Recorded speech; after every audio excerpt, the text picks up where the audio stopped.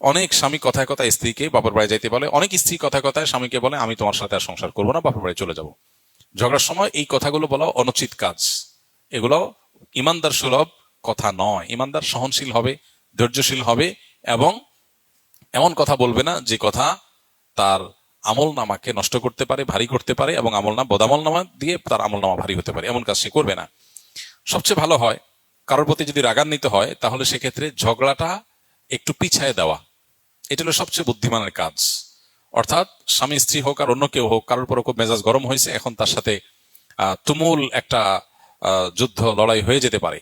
এরকম যদি মনে হয় তাহলে নিজের নফসকে নিজেকে নিজে বলা যে ঠিক আছে, তার সাথে ঝগড়াটা তো অবশ্যম্ভাবী, ঝগড়াটা করতেই হবে, সে যা করেছে, সে যা বলেছে, এটার জন্য তাকে কিছু বলতে হবে, ওকে ফাইন।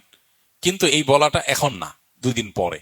আমি নোট রাখি আগামী অমুক তারিখে এতটা বাজে নিয়মতান্ত্রিক ভাবে তার সাথে এই বিষয়ে আমার ঝগড়া হবে। তাকে ঘোষণা দিয়ে দেওয়া যেতে পারে প্রয়োজনে যে তোমার সাথে আগামী 2 দিন পর 3 দিন পর জাস্ট অমুক তারিখ এতটা থেকে আমরা ঝগড়া করবে বিষয়। অতএব তুমি এটার জন্য প্রস্তুত থাকো, এই টাইমটা তুমি অ্যালোকেট করে রাখো, আমি ওইটা ফিক্স করে রাখলাম, ওই টাইমে আমাদের কথা হবে। এর মধ্যে আপনি চলাফেরা খাওয়া দাওয়া সব ঠিক স্বাভাবিক রাখেন। এরপরে যখন ওই টাইমটা আসবে তখন ঝগড়া করতে গেলে আপনি দেখবেন আর ঝগড়া আসতেছে না, দেখবেন ভেতর থেকে আপনি আর খুঁজে পাচ্ছেন না যে কিভাবে স্টার্ট করবেন, শুরুটা কিভাবে করবেন। দেখবেন যে এক ধরনের অস্বস্তিতে আছেন, কারণ ইতিমধ্যে 2 দিন 1 দিন যে সময়টা চলে গেছে, এই সময়ের মধ্যে অনেক কিছু ইজি হয়ে গেছে, অনেক কিছু আপনার কাছে খোলাসা হয়ে গেছে। যে জন্য রাগ হয়েছিলেন এখন মনে হচ্ছে না, এটা তো বিষয়টার অন্য কারণও থাকতে পারে, হয়তো বেচারা বুঝেই নাই, হয়তো সমস্যা অন্য কোনো জায়গায়, অনেক কিছু মিনিমাইজ ইতিমধ্যে হয়ে গেছে। এরপরও যদি মনে হয় না সলিড কিছু তাকে বলার আছে, আপনি বলেন। এরপর দেখবেন আপনার ওই মুখ খারাপ আসতেছে না, বাজে কথা আসতেছে না। আর ঝগড়া আসার সাথে সাথে ঝগড়া করে ফেলা, রাগ আসার সাথে সাথে ঝেড়ে ফেলা, এটা পরবর্তীতে নিজেকে ছোট করে, নিজেকে অপমানিত করে, নিজেকে লজ্জিত করে। কারণ বেশিরভাগ মানুষই ঝগড়া আসার সাথে সাথে ঝগড়া করে ফেলার ফলে এমন কিছু বলে ফেলে, পরে চিন্তা করে না বেশি বলা হয়ে গেছে, আচ্ছা সরি।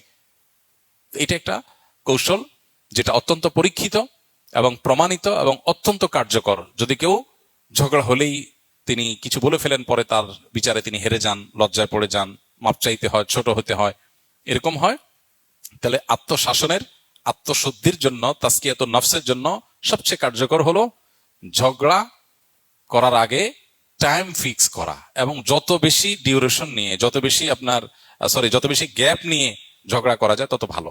1 দিন গ্যাপ, 2 দিন গ্যাপ, 1 সপ্তাহ গ্যাপ, ভালো হয় আপনি 1 মাস গ্যাপ দিয়ে করেন, দেখবেন পরে খুঁজে পাবেন না কি জানি ছিল।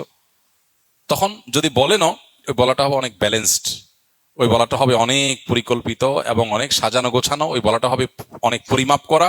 সেই বলাটার কারণে আপনার কখনো ছোট হইতে হবে না। ওই বলাটা আপনার জীবনসঙ্গী হোক, অন্য কেউ হোক, তাকে সংশোধন করে দিবে, কারণ সে বলাটা হবে অনেক গোছালো, অনেক সুপরিকল্পিত। তো এইটা আমরা ট্রাই করতে পারি। আল্লাহ রাব্বুল আলামিন আমাদেরকে ঝগড়াঝাটির সময় ইমানদারের পরিচয় দেওয়ার তৌফিক দান করুন।